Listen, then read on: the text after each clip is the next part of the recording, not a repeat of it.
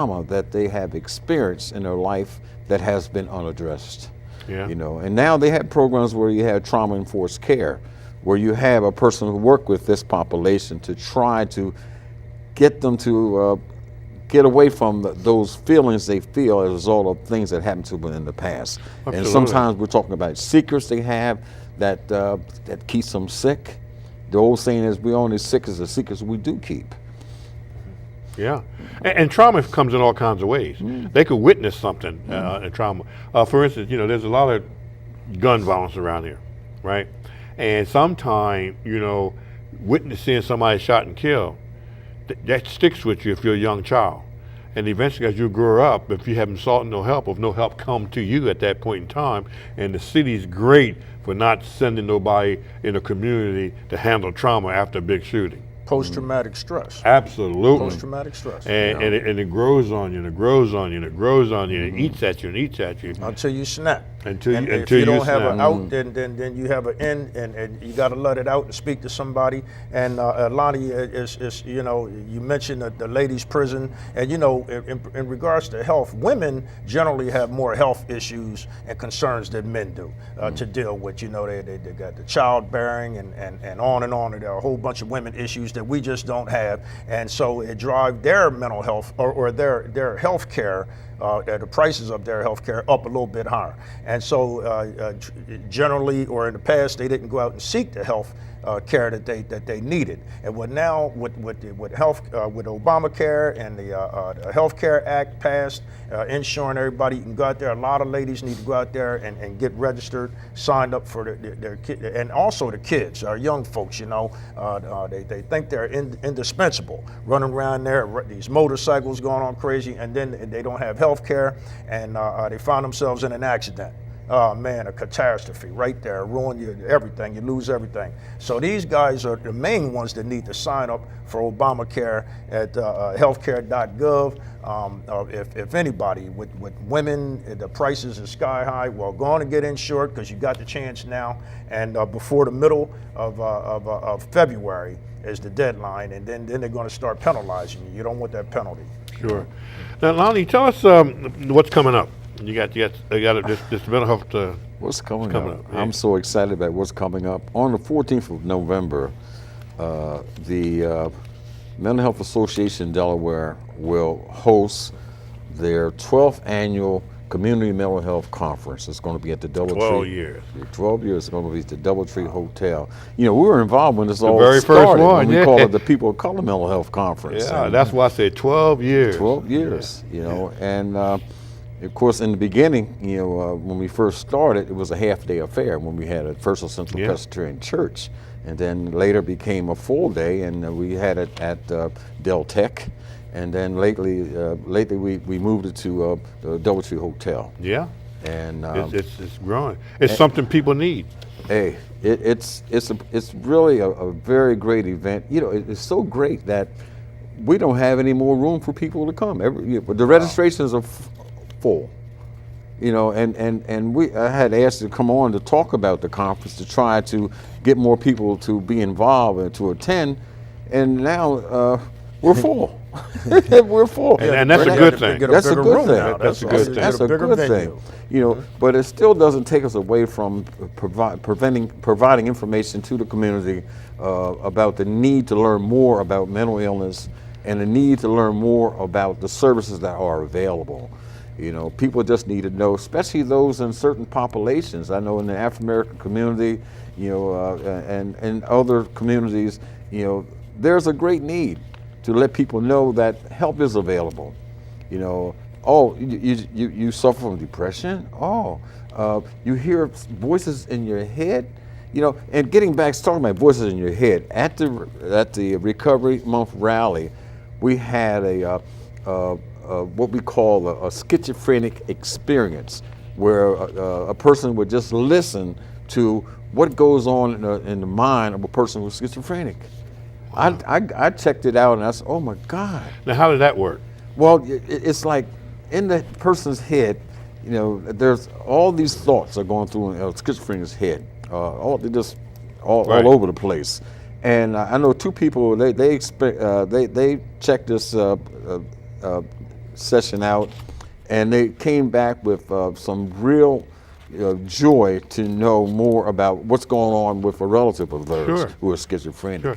But I mean, how would a person experience that? I mean, the actual workings of me finding out what goes on in schizophrenic's head. Oh, it's a recording. Oh, I got It's you. a recording. I Yeah, got you you. listen to a recording of that. And and you hear all kinds of stuff. Yeah. And none of us rhyme or reason, and then you wonder why somebody flips out sometime. Yeah. It's amazing. Yeah. It's but as far as the conference is concerned, we'll start at 8 o'clock in the morning with a continental breakfast. We'll have exhibitors there representing various organizations that provide services for people in need of mental health, assistance. We'll have welcome them by the executive director of the Mental Health Association of Delaware, Jen Lafferty. Okay. We'll have remarks from the director of the Division of Substance Abuse and Mental Health, and also we'll have my cousin. He's going to give a few remarks. Oh, Mayor Williams. Oh, okay. Mayor Dennis P. Williams. Mayor Williams is your cousin? Yes, he is.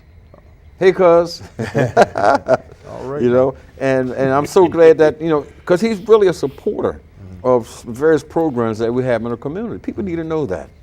We need to know that. So as far as the homelessness goes, I know there are a lot of talk about, what's going on in Rodney Square and the police are there, so on and so.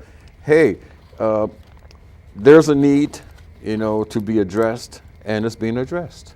It doesn't mean that other parts of the community is not being serviced, because I know there's some incidents that happened recently in certain areas, and the police were there just like that, so. But anyway, I won't say any more on that. Anyway, you digress. Is that it? Yeah. and also, at our conference, we will have 4 workshops in the morning and 4 workshops in the afternoon. And our keynote speaker is Mr. Hines, who's the founder of My Brother's Keeper. He's out of Philadelphia, and he founded this program as a result of his brother committing suicide. So he'll be our keynote speaker. We'll have lunch. Good meal. They serve well at the DoubleTree. They serve meal real good. But like we was hoping that we would have many family members and people who just need to learn more about mental illness and the resources. This is one of the reasons why we have this conference every year. Yeah. We may have to have this conference more than just one day. Who knows? Or find a larger space, because we have progress, because the need is out there. I mean, people need to know more about mental illness. Now one thing at the conference, CEUs will be given to some of the professionals who need that education in order for them to continue with their certification. And this is on November the 14th. November the 14th. That's a Thursday. Now people say, well, why Thursday? You usually have it on a Saturday. Well, we're thinking that we might get more of the professionals involved, because it's a work week and they can bring some of their consumers with them. And it seemed like it's working. You know what I mean? We didn't have a less people involved. We had more, considering that we were always sold out. Well, you couldn't have it that weekend because we're there that weekend with our dinner. Yeah. Hey. And speaking about your dinner,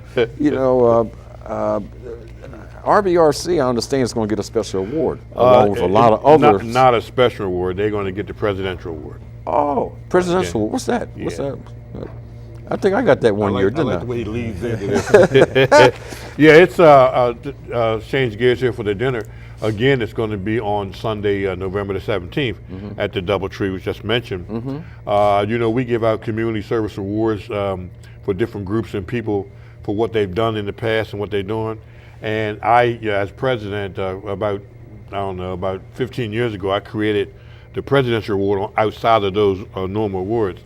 And this year I did pick your group, Rick Van Slory Association, and also pick HARP. Okay. HARP. What's HARP? Yeah. What's that stand for? Homeless people are Homeless people real are people real too? people too. Okay. I got. They pulling my strings on me. I love it. But yes, sir. It's. I personally feel, the group personally feels, as well as other people who sanction these awards, that these are well worth the awards, and not because you want to give somebody an award, but you just heard all the stuff that Lonnie was talking about, what they do, and that's why. You want to, as the old saying goes, you want to give flowers while you can still smell them, but we want to recognize these wonderful groups that are doing things, such as yourself individually, and yes, you did receive that a couple years ago. Yeah. And the group, because these things are, people need to know. People need to know, and the group is new, and we're trying to support the group. And you've done a lot. That group's done a lot in the 3 or 4 years that's been there. That I know. I don't know. And so I know the hard work you guys are doing. We just heard half of the hard work, because there's so much more that you guys do. Yeah. But you will receive that award. So I will be. Yeah. Yeah, it's important. It is very important to recognize groups and people, individual people that's out there in the community, helping serve the community and saving our kids and health-wise all day long, for sure. And so you guys are well deserving of that award, Lonnie, as well as the other recipients of the NAACP's annual award at the Freedom Fund dinner. I know we're going to have some great entertainment out there. We don't want to forget Mr. Tony Big Cat Smith and his ensemble will be there. There's going to be great food, a lot of people. So come on out, get your tickets now. You're going to get that phone number out again, Britt. Absolutely. 302-409-1047. 302-409-1047. Contact person, the coordinator, Miss MJ Smiley. Give her a call. Give her a call right now. Say, hey, I want a ticket. Tickets are $60. Tables are $600. Corporations are going to be there. Individuals are going to be there.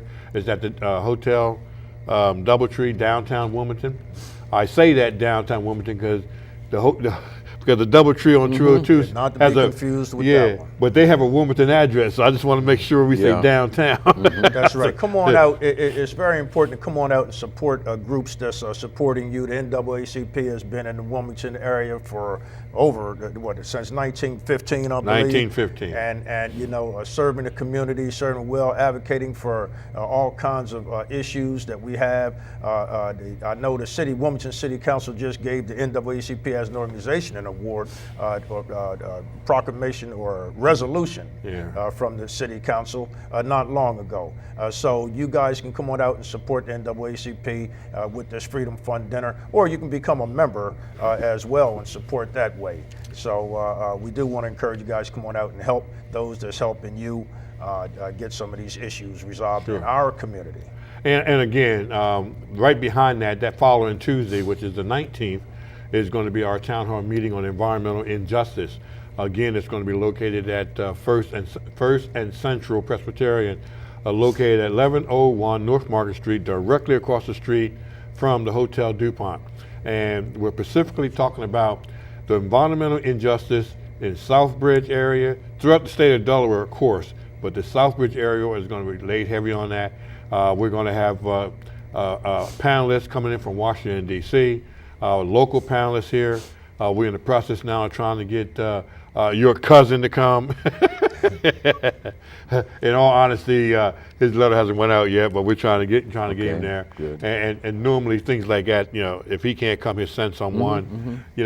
And we want to discuss this. It'll be a Q&A period after the panel go through some discussions on this. And then we can have a Q&A period. It's going to be from 7 p.m. to 9 p.m. We're not going to keep you long because it is a work night. And but we hopefully we can get there. Now, we have no idea how many people are going to come. That's why we're spreading the word. Just get out there. It's a free event. Come on in. Help us out. Give us some of your ideas. I mean, you might hear some stuff. Tell us what's going on in your community. You may have a problem as well. And we think since the wind blows in all communities, we know we got a problem. Coming off Hay Road, which is over there by Hotel DuPont, over there by DuPont, paint factories, Hay Road, the dump that's over there, everything, the riverfront, the Port of Wilmington. I mean, while we're on this subject, I like to say that I just spent a couple of days in D.C. with a small delegation from Delaware, and I want to mention it was Wilmington City Council woman Maria Cabrera, Ms. Paula Webster, and Ms. Ann Tate went, and Maria Reed. She is the president of the Southbridge Civic Association area. She's going to be at this meeting as well. And we had the Nurses Association that went down with us from Smyrna, and we had some prison officials that went down with us. And we went there for the purpose of speaking to our 3 representatives, okay? We're talking about Senator Carper, Senator Coons, Representative John Carney. Now, it was not just Delaware. There were 8 states involved that went. Everybody from Alaska to California, different little states. And Delaware, this congregation, we are part of this environmental group that's trying to get things right here in Delaware. Now, these other 8 states, the other 7 states, because we was one of the 8, they went to see their congressmen and their senators. So it was a great thing. We kind of bombarded Capitol Hill for 2 days down there. And it was really, really good. We was receptive. And, you know, Senator Carper, Senator Coons, you know, running in and out their offices because they had to run down to vote on the floor on some things, you know. And we said, go on down, go vote, you know, but you leave us somebody to talk to. Okay. You know, it was very, very good. They had a press conference down there. They had people singing country music down there and thing. Good. It was a good day, and the weather was great. Well, that's a big one there, Britt. You know, the environmental issues, you're talking about the trip you had down to D.C. Well, this meeting is right here in our area, local. I hope you all come out and support this town hall meeting and express your concerns, because we all know that all of these environmental conditions, these hazards are being dumped right in our community. And if we don't stand up and say something, we don't stand up and fight to get it cleaned up, then won't nothing happen. And our kids are suffering as a result. We talked about the pollutants going into water as a result of these, you know, all of these issues. And we can get this mess cleaned up and get our health care straight for our kids, and get out there and get this insurance, national health care insurance straight, and go out there and seek some of these resources that Lonnie Edwards was just talking about today, and fix our community. If you don't come out and help us, then nothing's gonna get done really. We need all the help we can get. So just put the popcorn down and those sodas down, and come on out to some of these meetings and these programs that we talked about here today on Brittingham and Friends here on Comcast Channel 28. Speaking about focus group, I don't have all the details yet, but I read it like you wrote it. the Delaware Center for Justice is going to have a focus group that talks about the problems with people in prison, where there's an overcrowded situation, who shouldn't be there. You know, they talk a lot about mass incarceration. You have a lot of those who are awaiting trial in prison, can't get out because they don't have enough money to pay the bail. I know. And it might be $50. It might be 30. So we seen them for $30 and they was in jail for 2 or 3 months. Yeah. And then many of those there struggle with the mental illness, that's untreated mental illness, and also substance abuse. There's going to be talk about community policing, community services, community court, you know, where a person who normally would be in prison would be assigned to their community to be provided with the case management they need in order for them to not be re-incarcerated, you know, well, and also so they won't lose their job and so they won't become homeless. Absolutely, it's a big thing going on right now. It has been. The prison system has been out of whack since they built the prison system, right? And some of the people you're talking about who don't need to be there because they're in there for bail, and these are, I want to say, soft core crimes. They're put into a cell with a guy did hardcore crime, and that's a problem right then and there. Okay? You're absolutely right. Our prisons are full with people for petty crimes out there, and then we have these big criminals out there, like these murders going on out there that's not even being looked at. You know what I mean? We can lock up the guy smoking a weed, a joint or whatever, or a seed, and lock them up, and then, like Lonnie was saying, they don't let them out for $50 bail, keep them in there. I think the system is set up by design that way, and we need to come out and speak up and change that, and demand that we have like a homicide unit, for example, to go out looking for these killers, to solve some of these cold cases and lock those guys up. You know, but so well, that's what I think is more. Yeah, absolutely. But and one of the problems it is because it's a 3 strikes and outlaw, right? And what that actually means is the system does the punishment on the crime, and the judge has nothing to do with it. And we've been trying to get rid of that for I don't know how long. Right. You know, you got to get rid of the 3 strikes and outlaw and the mandatory sentences. In other words, we have sentences out there now that if you commit a crime without a gun, you get whatever that crime is, 4 or 5 years, if you know how serious it is. But if it's with a gun, you add another 10 years to that. So we want to get rid of, we're not saying, you know, the guy with the gun should have a better break. I'm not saying that at all. That's just one example of mandatory sentences. And just like Linwood just said, you know, you got a guy, okay, he did something he shouldn't have done, but it's not a jailable offense. You know what I mean? He should be smacked on his hand and all that kind of stuff, go to court, pay a fine, and go to treatment. In this case, we're talking about treatment, right? Now, we're not campaigning for him to be a habitual criminal. He keeps doing it. We keep letting him out. We're not saying that. We don't condone wrongness wherever it's at. If it's wrong here, it's wrong there. Absolutely. If wrong is wrong. We're just talking about people who are sitting there waiting for trial. What happened to the speedy trial syndrome? Right. I'm waiting for my speedy trial. So those are the things we want you to talk about here. Lonnie, give us some, before we get ready to get out of here, give me some contact information if somebody wants to contact Rick Van Story. You know, I don't have that number. Oh my God. But you can check the Rick Van Story website. That's www. Van Story Resource Center. That's www. Van Story Resource Center. And a lot of information that you might need to know about what this center offers, you can find out. Okay.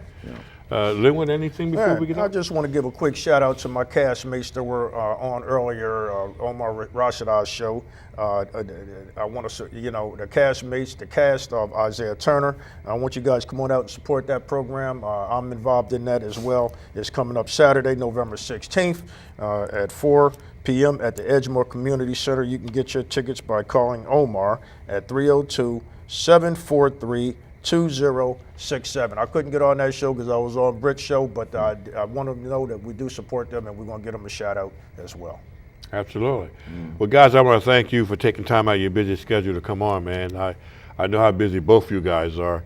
I mean, I kidnap him all the time, so I know how busy he is. You know, and Lonnie, you know, we talk all the time too. I really appreciate you guys coming on. And maybe my other guest didn't change his clock today. Oh, yeah, speaking of that, don't forget to change your smoke detectors as well. Absolutely. That's the best time to do both of them at the same time. That's right. That's right. Check their batteries and all.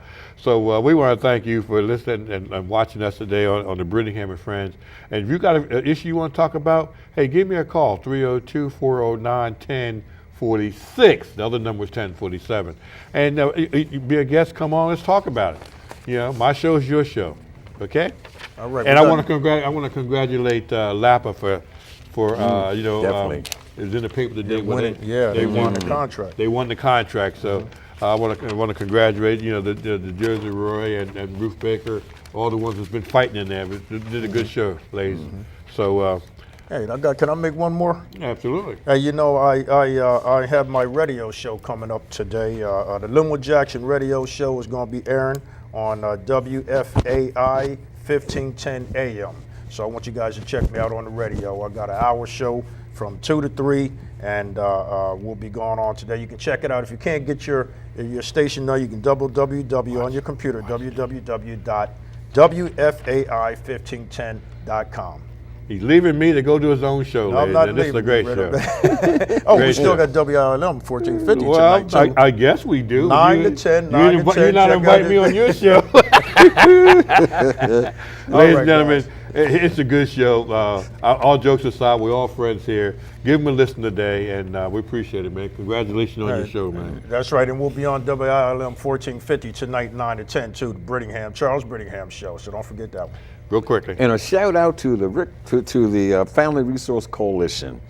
We'll probably talk more about that another time. Hopefully you'll give me some time just to talk about the work this program is doing for our community in terms of come on the Radio Wednesday. We getting organizations involved. That's right. Come on the Radio Wednesday. We got it. Okay. Ladies and gentlemen, thank you. We'll see you next time around. We appreciate it. And remember, I love you, and there's nothing you can do about it. We'll see you next time.